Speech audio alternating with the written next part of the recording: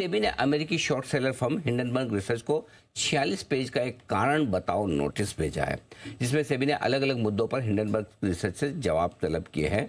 उनसे मांगे कि इन सारी चीज़ों के आप जवाब दीजिए। लेकिन हिंडनबर्ग रिसर्च ने सेबी के शो कोज नोटिस को पब्लिक करते हुए कोटक बैंक और पूरे कोटक ग्रुप को लिया है घेरे में। हालांकि इस मामले में कोटक ग्रुप की तरफ से सफाई भी आई है।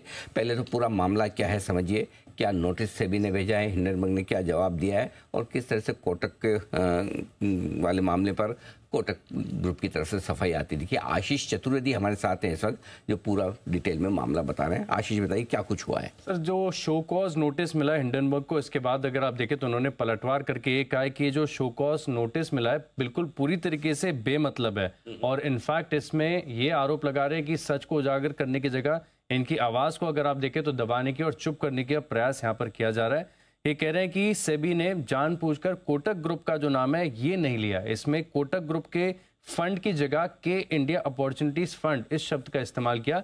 यानी सीधे तौर पर अगर आप देखें तो कह रहे हैं कि कोटक को यहाँ पर बचाने की बातें कही जा रही है। और साथ में अगर आप देखें तो हिंडनबर्ग के ऊपर एक और बड़ा एलिगेशन लगातार ये भी लगता रहा है कि इन्होंने मैसिव बड़े प्रॉफिट, क्योंकि जिस प्रकार से ग्रुप में पूरे में बड़ी गिरावट देखने को मिली थी, पूरा बाजार ने रिएक्शन दिया था, तो लोग मान रहे थे कि हिंडनबर्ग ने बहुत बड़ा मुनाफा इस इंसिडेंट के चलते कमाया होगा। लेकिन उन्होंने डिस्क्लोजर देके जो बताया, ये बता रहे हैं कि केवल $40 लाख सिर्फ इतनी ही कमाई की है इस जो शॉर्ट सेलिंग इन्होंने की। हालांकि अगर आप देखें तो मामला आपको समझना होगा कि जनवरी 2023 में जब हिंडनबर्ग की रिपोर्ट आई थी, इसके बाद हमने देखा था कि पूरे मार्केट में गिरावट देखने को मिली थी। एक खास ग्रुप है, यहाँ पर भी आपको बड़ा कट देखने को मिला था।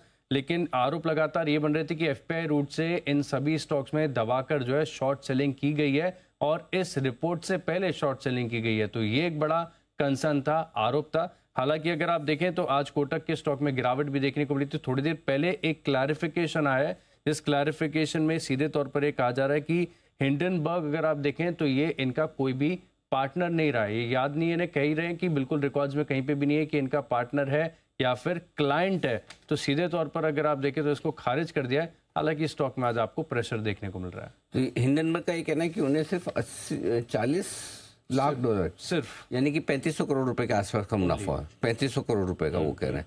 ओके, और कोटक का क्या है? उन्होंने कहा कि कोटक का नाम इन्होंने क्यों नहीं लिया? क्यों नहीं लिया? कोटक का जो फंड है इसकी जगह के इंडिया अपॉर्चुनिटीज फंड, इस चीज का इस्तेमाल किया गया है शो कॉज नोटिस में भी अगर आप देखें। ओके, ये आरोप हिंडनबर्ग लगा रहा है।